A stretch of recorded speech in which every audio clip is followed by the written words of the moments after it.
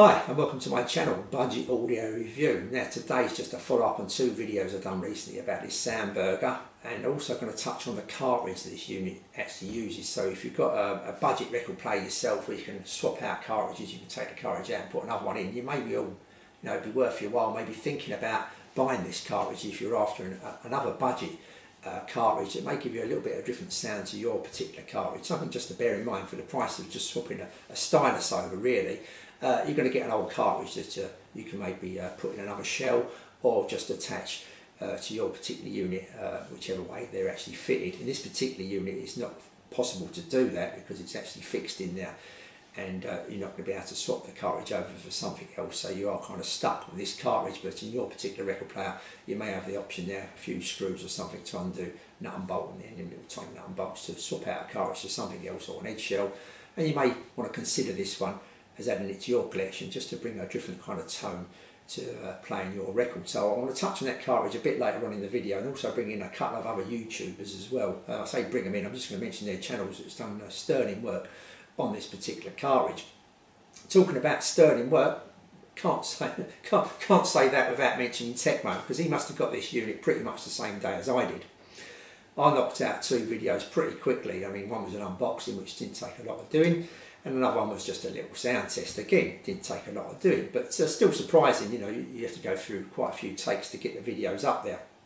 Technica got it the same day as me, and he managed to take it apart, do a few review, weighing the cartridge, the actual stylus, the pressure on the record, doing the wow and flutter. Done a sterling job there as always. But I must give credit there. These videos are not easy to put together.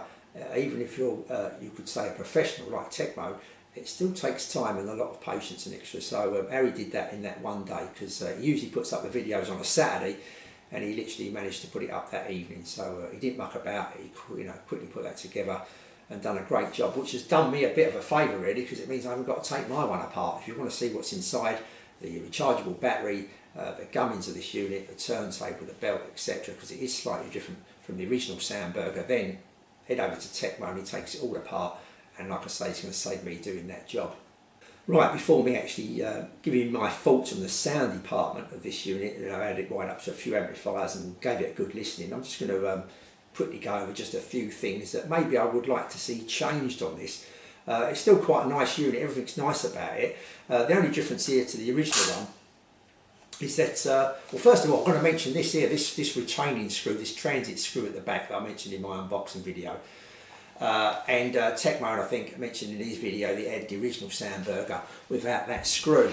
And you think that's not going to be, it's a screw, you should keep it attached, you're not going to lose it that easy maybe. But how surprising, I had this unit one day, done my videos, went to put it all back in the box and everything was fine, I thought. My missus come home, and of course I wanted to show her what I bought. I said, oh, I've got this, what do you think of this? And of course, as soon as I opened the box, the screw was missing. And it took us all day. For the life of me, I couldn't remember where I put it last.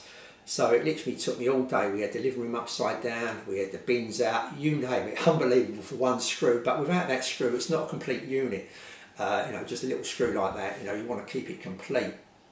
Lucky enough, I did manage to find it in the end in a place where I didn't think I'd put it, but it must have been a case of just undoing it, put it on the side somewhere, in a bit of a weird place, to be honest with you. And suddenly, wandering about, suddenly found it. So that was a great relief, but it just shows you how easy it is. I mean, the missus said it's got to be somewhere in the house, but it's so easy. These screws, if you had them on the side or you put it on something, you just turned it over or something, won't make a lot of noise on the carpet or floor, and you're walking about, quite easy, kick it under something, a unit or something like that, and lost forever kind of thing. So, just be a bit careful with that screw. Anyway, going back to this particular unit, I think it's fantastic, you know what I mean? It's got Bluetooth, which I had no problem pairing up with an old soundbar I had. I didn't have Bluetooth headphones. I haven't got any Bluetooth headphones. My headphones are wired. So that was a bit of letdown. Couldn't plug a pair of headphones in here because it's only got a line out. Well, you can plug it in the line out, but it's a pretty low volume. So it would have been great to have a headphone socket on the back of this, as well as a line out. And talking about line out as well, it would have been nice just have a line out and also just a phono out. So if you wanted to actually use the preamp in your amplifier, the phono stage in your amplifier, rather than the one built in here, because this has got its own little phono stage preamp, whatever you want to call it, built into the unit. Now the Bluetooth, like I say, it connected up fine to my soundbar, and my soundbar, it's an okay kind of soundbar. It's not a fantastic soundbar, but the Bluetooth sounded nice through that soundbar, and that's as far as I'm going to go with the sound with the Bluetooth, because it'll be a bit unfair. And I think, you know, if you're going over Bluetooth, the sound's going to sound just a little bit less good, shall we say, as it would be if you just buy this directly out to your amplifier. You know, it's going over the Bluetooth kind of thing, so I mean, it's going to be a little bit less better sounding than it would do if you wind it direct, I think. So the rechargeable battery is really good. It lasts 12 hours compared with the 2 hours of the original one. You should take 3 C cells, so that's going to save a lot of mucking about. And I did have a little look at the battery online, see if you can get a replacement. Couldn't find that particular model, but there is other 4.2 volt batteries that you could swap out in the future if that battery died, or, you know, it's kind of charging went down, you only got an hour or 2 hours out of it rather than the 12. You can change that battery for a substitute, another make, but between now and when that happens, maybe Audio Technica or the particular battery in here will become available. One thing I would have liked on this unit, it's only me being a bit old, I think, and maybe a little bit shaky, is on this particular player you've got to like move the arm. I won't show you because I've got it all done up now, but so you've got to kind of move the arm onto the record. I mean, it's no big deal really, but when you're getting a little bit older and a little bit shaky maybe, I would have liked a little bit of a cueing on there. I know it's a bit of an impossibility to kind of get a cueing on here, so you could like move it across and cue it and pull the lever and it's going to lower itself automatically rather than me bringing it across. So that made it awkward if you wanted to skip tracks, but it did for me. I don't do it, you know, if I'm moving tracks, say the 4th track I want to play on an album or something like that, and on my deck I usually use the cueing. I don't start moving the needle and plonking it down myself. I use the cueing and it comes down nicely. So that would have been great on this unit. So 2 things I would have liked, I think, is a cueing, which I say is probably not impossible to do, and an headphone socket, and maybe an RCA phono, like a normal socket, rather than going through its own phono stage or preamp in this unit. So now let's get on to how it actually sounded. Okay, just before I go on to sound, I'm just going to touch one more little bit about the actual cueing this. I would have liked, like I say, a little cueing here where I could have moved it across, because I do find it awkward, like if you've got to go to track 3, 4 or 5, something like an LP, move it across and suddenly just drop it, and it's not a lot of gap in between. This is quite a low harmony, shall we say, low tracking. If you look at Tech Moans and you look at mine videos, you'll notice this cartridge literally just about skims across the top of the record, literally about 1 millimetre or 2, probably 2 millimetres above the record. It's quite low compared when they use this cartridge on some other turntables, and some bigger turntables. It does stand up a little bit higher, probably about 4 or 5 millimetres, so it's quite a low tracking cartridge on here. Something I did notice. So yeah, I find it just a little, and you can't lift the tone arm up that too much, too high neither. So just moving it across, I just found it with shaking hands. It's all not helping. Just found it a little bit of an inconvenience. So I would like a little bit of a dampening, and we could just move it across and cue it nicely, and it comes down nice and slowly. But that's just it. It's just me, probably. So I'm just saying I found a little bit of inconvenience on here. Okay, we're going to go on to the sound now. Don't forget the sound here. It's got its own built-in phono stage preamplifier, whatever you want to call it, in the unit. And I think they've done a really good job, you know what I mean, when comparing this cartridge, which I'm going to I've read lots of reviews on this cartridge, how people thought it sounded like, which I'm going to come to how I thought it sounded like myself, going through my amplifiers and speakers and headphones, that obviously when they reviewed it, it's being taken directly from the cartridge rather than there it's using its own little preamp, so that makes me kind of, you know, add a little bit of different sound quality to it maybe. But I did kind of agree with most of the reviews on this particular cartridge. I think there's just 1 or 2 maybe I just didn't quite agree with, but we'll come to that in a minute. But I'm going to mention the cartridge because this is quite a cheap cartridge to buy. You know, if you're thinking about maybe swapping out another cartridge for your little budget turntable where it's feasible to do that, this only retails for about £16 or £17, so it's quite, you know, it's quite a cheap unit. So if you're thinking about buying a new stylus for your one, maybe £15 or £20, you may think, oh, I'll get a new cartridge here and give that a try. Maybe well worth a little bit of experimenting with, shall we say. Now, this particular cartridge is not a cartridge that's really I know a lot about, to be honest with you, which I'm a bit embarrassed to say maybe, but it's just the way things are. This is an AT3600L, and apparently it's probably one of the best-selling cartridges ever, kind of thing. You know, this is probably one of the best-selling cartridges. It's used in tons and tons of these budget players. These turntables, should I say, that you see ranging from about £99 up to about 169, somewhere around there. Audio Technica's own models, as well as quite a few other manufacturers, use this particular cartridge. And talking about other manufacturers, quite a well-known one here in the UK, Riga, use it on their turntables that go up to about £700. Apparently this is the same cartridge they use here in their players. So V Westlife is the person to go over and have a little look at his video. It's a longish video, but you're going to learn quite a bit about there. He does quite a few tests on an L3600 Audio Technica cartridge against the Riga cartridge. Now the Audio Technica, like I say, is about £16 or £17. The Riga cartridges retails for £65, and all he could really manage the difference there was a little box that come in. It was a bit of a fancy box, and of course you're paying for the name. So you know, well worth thinking about really. You know, just go and have a little look at that video. Like I say, quite an interesting video. Another interesting video is Joe Collins. I'm going to put a link to both these people down the bottom, and he does quite a few tests and comparisons with this cartridge against other cartridges, etc. And he quite likes this cartridge. This is 2018 cartridge of the year, I think. This particular cartridge against some obviously higher priced cartridges. Two longish videos, but well worth if you've got an hour to spare to pop over and have a little look. Quite a bit of an educational video if you're into budget turntables and cartridges. You may want to, like I say, go and have a look at them videos, and they put a lot of work. You know, I mean, I could have quite easily stolen a few bits from them, telling you like I knew it myself, but I don't.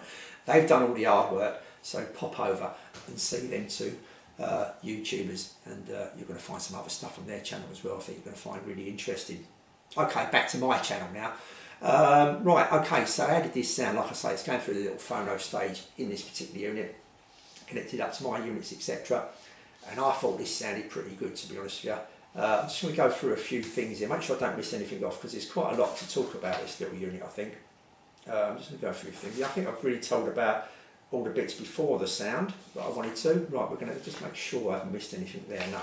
Okay, I'm going to go on to the sound. I'm going to start off with a treble here. Now, I'm going to just disagree a little bit with Joe Collins, that found this quite a bright top end. Now, don't forget, this is going through this little phono stage here. But I kind of agreed with most of everyone else's kind of other reviews and people said about this cartridge. The top end's nice. It's quite crisp, it's quite detailed to a certain note, it's quite a detailed. Don't forget, this is a budget cartridge you're talking about here, but I'm going to be overcritical as normal. It's quite a detailed top end. I just found it just a tad rolled off the top end, to be honest, especially when the track was getting busy and you've got some mid-range and you've got some bass coming in and that. The top end just seemed to take second precedence to me. I'm not too sure how it comes across in that clip, when you listen to that little clip, how it's coming across on your system, your headphones, whatever you're listening to, that little clip I've done of this unit on that record. But yeah, I just found the top end it was okay when it's playing itself, and it was, you know, not much happening, quite, you know, bits and pieces going on, not too much happening. You know, it's quite nice. It just seemed to be a little bit subdued, a little bit rolled off, a little bit taking second stage, shall we say.